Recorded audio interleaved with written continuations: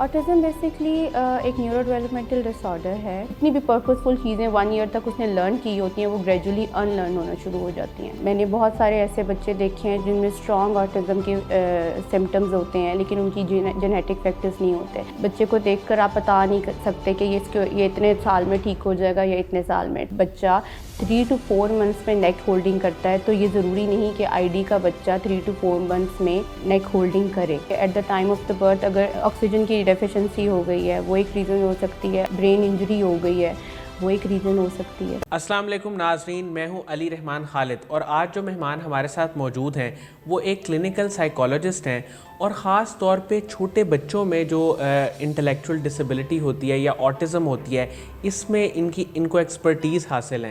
ये gold medallist भी हैं। हम इनसे जानेंगे कि ऑटिज़म क्या होता है, इंटेलेक्चुअल डिसेबिलिटी क्या होती है और फिर इन सारी जो बीमारियां जो बच्चों में पाई जाती हैं 3 से 4 साल की उम्र के बच्चों में ख़ास तौर पे, इनका ट्रीटमेंट कैसे मुमकिन है।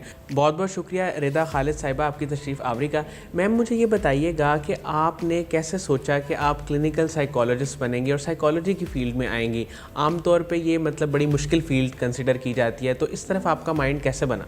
मैंने एफएससी की प्री मेडिकल में एंड सबकी तरह I always wanted to do MBBS, तो मेरा एमबीबीएस में हुआ नहीं। उससे पहले कभी साइकोलॉजी का लफ्ज़ भी मैंने सुना नहीं था और मेरे फादर आए एंड ही टोल्ड मी कि भाई अगर आपने मेडिकल की फील्ड से लिंक्ड रहना ही है तो आप साइकोलॉजी ऑप्ट कर लो। Then I opted psychology. उससे पहले मुझे कुछ इसका पता भी नहीं था, बेसिक्स भी कि ये क्या है, किस चीज़ से रिलेटेड है, कुछ भी नहीं। मैम फिर इस फील्ड में आके जब आपने लोगों के साथ इंटरेक्ट किया, लोगों को हेल्प आउट किया, तो आपको कैसा लगा? आपको अच्छा लगा या आपने सोचा कि नहीं कोई और फील्ड चूज़ कर लेनी चाहिए? आई लव इट, क्योंकि मुझे ऐसा लगता है कि अल्लाह ताला ने आपके लिए खुद ही कोई प्रोफेशन चूज़ किया होता है जिसमें आप बेस्ट है।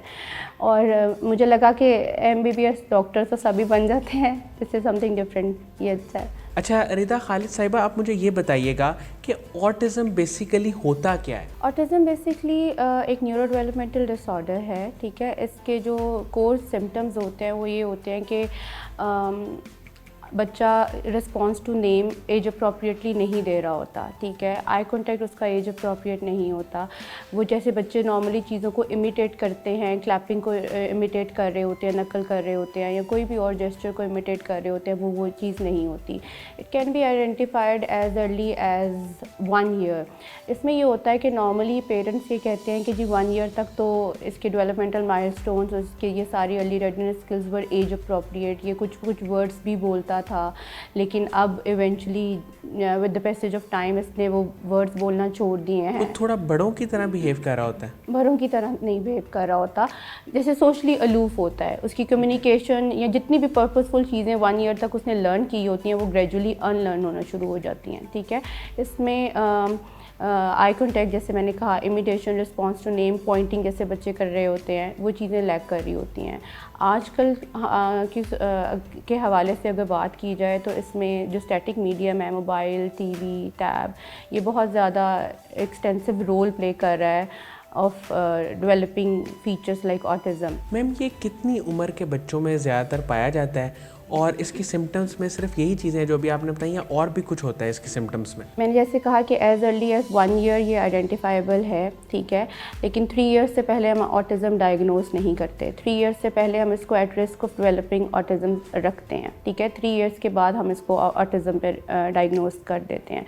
लेकिन इसमें बहुत सारे सेंसरी इश्यूज़ होते हैं, जैसे हमारे 5 सेंस ऑर्गन्स हैं, उनमें या तो हाइपर सेंसिटिविटी हो सकती है या हाइपो सेंसिटिविटी हो सकती है। फिर इसमें डिफरेंट स्टीरियोटिपिक बिहेवियर्स होते हैं, जैसे कि हैंड फ्लैपिंग कर रहे होते हैं बच्चे, फिंगर फ्लिकरिंग कर रहे होते हैं, बॉडी रॉकिंग कर रहे होते हैं, साइडवेज ग्लांस होता है, दीवार पे टिकटिकी बांध के देखते रहेंगे, वेकेंट लुक देंगे, शेडोज़ के साथ खेलेंगे, इस तरह के। और या जैसे मस्जिद में अजान हो रही होती है, ग्राइंडर की आवाज़ पे, वैक्यूम की आवाज़ पे कानों पे हाथ रखेंगे, इरिटेबिलिटी होती है जो हाइपर सेंसिटिविटी होती है।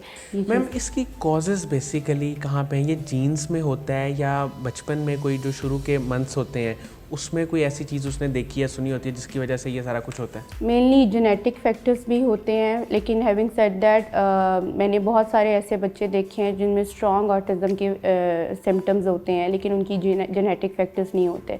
तो both genetic and environmental factors, environmental factors میں ہمارا excessive use of static medium, اور جینیٹک فیکٹرز میں اگر فیملی میں کوئی سائکیٹرک النس ہے یا فیملی میں نیورو ڈیولپمنٹل ڈس آرڈرز کی النس ہے تو وہ ایک فیکٹر ہو سکتی ہے, اور پلس فیملی میرجز بہت امپورٹنٹ رول پلے کرتے ہیں. تو یعنی یہ کم ہونی چاہیے. یہ کم ہونی چاہیے. ٹھیک ہے. اچھا میم مجھے یہ بتائیے گا اس کا ٹریٹمنٹ کی اگر ہم بات کریں تو پہلا سٹیپ کہاں سے شروع ہوتا ہے, اس کا ٹریٹمنٹ کیسے ہو سکتا ہے؟ جیسے ہی سمٹمز آئیڈینٹیفائی ہو جائیں تو ایز ارلی ایز پاسبل اگر ہم ٹریٹمنٹ اسٹارٹ کر دیں تو وہ زیادہ بہتر ہوتی ہے. بہت سارے پیرنٹس اسی ڈینائل میں بہت ٹائم ویسٹ کر دیتے ہیں کہ نہیں ہز فائن, صرف اسپیچ ڈیلے ہے سو ول بی اوکے, لیکن اس میں اسپیچ ڈیلے کے ساتھ سوشلائزیشن ڈیلے, کمیونیکیشن ڈیلے, جو سمپل جیسچرل رسپانسز ہوتے ہیں وہ ڈیلے ہوتے ہیں. So we start with ABA applied behaviour analysis جو کہ ایک کلینکل سائیکالوجسٹ کرتا ہے, اسپیچ تھراپی جو ایک اسپیچ تھراپسٹ کرتا ہے, OT آکوپیشنل تھراپسٹ وہ سینسری انٹیگریشن تھراپیز پہ کام کرتے ہیں.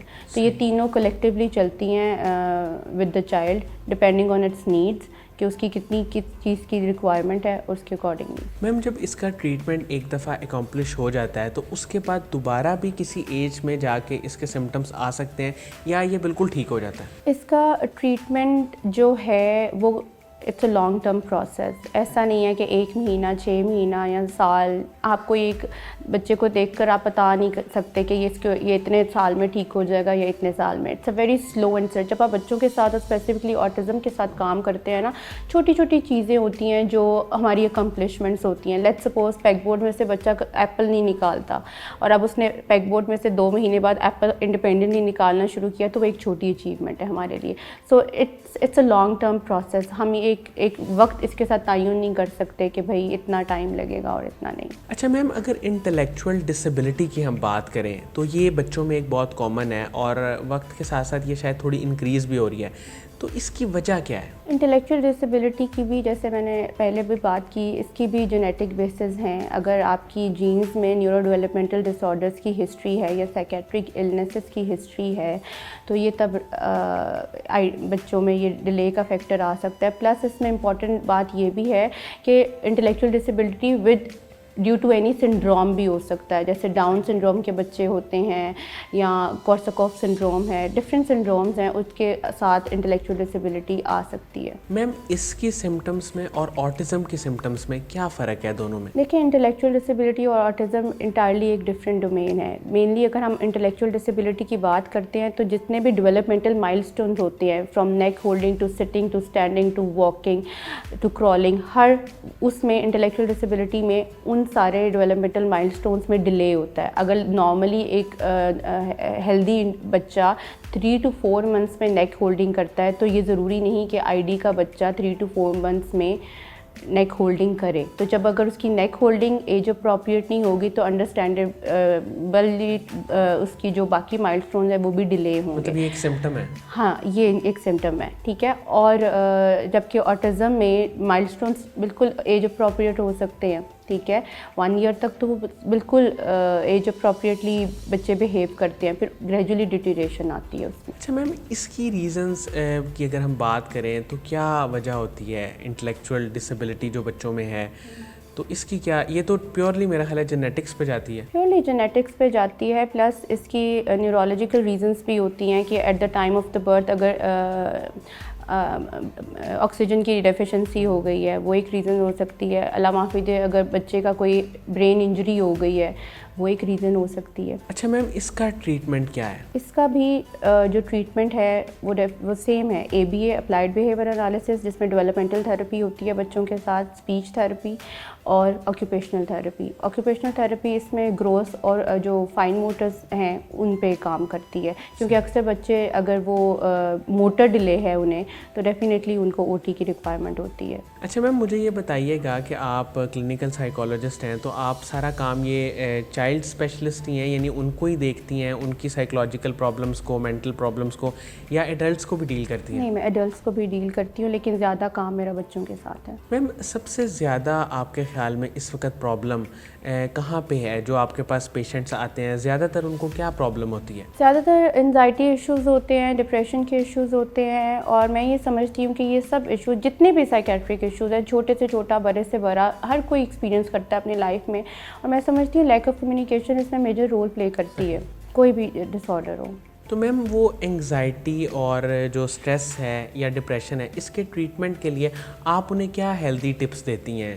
کچھ آپ ہمارے ناظرین کے ساتھ شیئر کریں. دیکھیں اس میں تو یہ تو ایک پورا پروسیس ہوتا ہے, ٹھیک ہے. سب سے پہلے تو ہم نے ڈیٹیل اس کی ہسٹری لینی ہوتی ہے, ایک ریپو بلڈنگ ہوتی ہے, ایک ٹرسٹ ریلیشن شپ ڈیولپ کرنا ہوتا ہے. کوئی بھی آ کر ایک دم سے سب کچھ نہیں آپ کو بتاتا اور ہیزیٹیٹ کرتے ہیں لوگ اکثر, اور ٹرسٹ بلڈ کرنا بہت ضروری ہوتا ہے. پھر اس کے بعد اس میں ڈفرینٹ ریلیکسیشن ٹیکنیکس ہوتی ہیں, کوپنگ میکینزمس ہوتے ہیں, نیوٹرلائزیشن ٹیکنیکس ہوتی ہیں جو پیشنٹ کو بتانی ہوتی ہیں کہ this is something natural, this is something this is, یہ اکثر کیونکہ پیشنٹ ایگزیجوریٹ کر رہے ہوتے ہیں تو ان کو بتانا ہوتا ہے کہ this is some thing normal. اگر میں بھی آپ کی طرح اس سینیریو میں ہوں تو میں بھی ایسے ہی ریئیکٹ کروں جیسے آپ کر رہے ہیں. تو اس کے علاوہ ساتھ ان کو, کیونکہ پاکستان میں زیادہ سی بی ٹی چلتی ہے, کوگنیٹو بیہیویئر تھراپی, تو اس کی ڈفرینٹ ٹیکنیکس ہوتی ہیں ڈپینڈنگ آن دا سمٹمس. میم مجھے یہ بتائیے گا کہ آٹزم کی جیسے آپ نے سمٹمس بتائیں وہ 1 سال کے بعد آنا شروع ہوتی ہیں, تو پیرنٹس کے لیے تو یہ بڑا مشکل ہے انڈرسٹینڈ کرنا کہ ان کے بچے کو یہ پرابلم ہے یا نہیں ہے, یا واقعی پرابلم ہے یا کوئی وقتی طور پہ اس کی طبیعت خراب ہے. وہ کس طرح انڈرسٹینڈ کریں کہ یہ پرابلم واقعی ایگزسٹ کر رہی ہے اور اس کا سلوشن کیا ہے؟ نارملی پیرنٹس ڈیٹیکٹ کر لیتے ہیں کہ پہلے تو یہ رسپانس دے رہا تھا چیزوں کی طرف, آئی کانٹیکٹ مینٹین کر رہا تھا ایکسیٹرا, لیکن اب یہ رسپانس نہیں کر رہا. تو جیسے یہ چیز آئیڈینٹیفائیبل ہو جائے تو ان کو چاہیے کہ فوراً سے پہلے وداؤٹ اینی ڈینائل وہ کسی ڈیولپمنٹل پیڈیٹریشین یا کسی کلینکل سائیکالوجسٹ کے ساتھ کنسلٹ کریں, کیونکہ جتنا جلدی بچہ تھراپی میں آ جاتا ہے اتنا زیادہ اس کو فائدہ ہوتا ہے, اتنا جلدی وہ ریکور کر سکتا ہے. اور ہیونگ سیڈ دیٹ, اکثر پیرنٹس یہ سوچتے ہیں کہ کیونکہ انہوں نے تھراپی میں انرول کر دیا تو ان کا کام ختم ہو گیا ہے, لیکن اگر تھراپی 2 یا 3 ویک چل رہی ہے تو پیرنٹس کا رول یہ ہے کہ انہوں نے گھر پہ بھی 2 سے 3 دفعہ ڈیلی بیسس پہ سیشن ضرور لینا ہے, تاکہ بچے کی, کیونکہ ہم 3 فیزز پہ کام کرتے ہیں, ریکگنیشن, ڈسکریمنیشن اینڈ جنرلائزیشن. تو جب ریکگنائز کرے گا تو پھر اس کے بعد ڈسکریمنیٹ کرنا شروع ہوگا اور پھر جنرلائزیشن پہ آئے گا. تو اگر ایک بندے کے ساتھ وہ کام کر رہا ہے تو نارملی بچے کیا کرتے ہیں, وہ اسی کے ساتھ ایسوسیٹ کر لیتے ہیں کہ یہ ٹاسک یا یہ ایکٹیویٹی تو ہم اس اپنی لیٹس سپوز سائیکالوجسٹ یا یہ اسپیچ کے ساتھ کرتے ہیں تو یہ شفل نہیں ہو سکتے, کیونکہ آٹزم میں فکسیشنز بھی ہوتی ہیں. So they do that, they associate that. تو اگر ان کی جنرلائزیشن ساتھ ساتھ ہوگی, آپ گھر پہ بھی کام کروا رہے ہوں گے, مدر اور فادر دونوں اپنا ٹائم ایکٹیویٹیز ڈیوائڈ کر کے کروا رہے ہوں گے, تو یہ زیادہ ہیلپ فل ہوگا, بچے کی لرننگ زیادہ بہتر ہوگی. اچھا میم, آخر میں مجھے آپ یہ بتائیے گا کہ اگر ایک کپل ہے, اس کے 2-3 بچے ہیں, تو کیا یہ چانسز ہیں اگر ایک بچے میں یہ آٹزم یا انٹلیکچوئل ڈسیبلٹی پائی جاتی ہے تو دوسرے میں بھی ہوگی یا تیسرے میں ہوگی, یا اس کا لنک نہیں ہے آپس میں؟ یہ چانسز ہیں. ٹھیک ہے. ناٹ اونلی آٹزم یا انٹلیکچوئل ڈسیبلٹی, جتنے بھی نیورو ڈیولپمنٹل ڈس آرڈرس ہیں اس میں 50% چانسز ہوتے ہیں کہ دوسرے سبلنگ میں وہ چیز آ جائے. ٹھیک ہے. اور فیملی سے بھی یہ چیز ٹریول کرتی ہے؟ فیملی سے, جینس میں, جینیٹکس میں ہے یہ. مطلب اگر پیرنٹس کو بچپن میں یہ پرابلم ہوئی ہے تو چانسز ہیں کہ وہ بچوں میں بھی ہو؟ اگر پیرنٹس میں آٹزم تو نہیں آف کورس, کیونکہ آٹسٹک بچے نارملی میں نے میرڈ دیکھے نہیں ہیں. بالکل. ٹھیک ہے.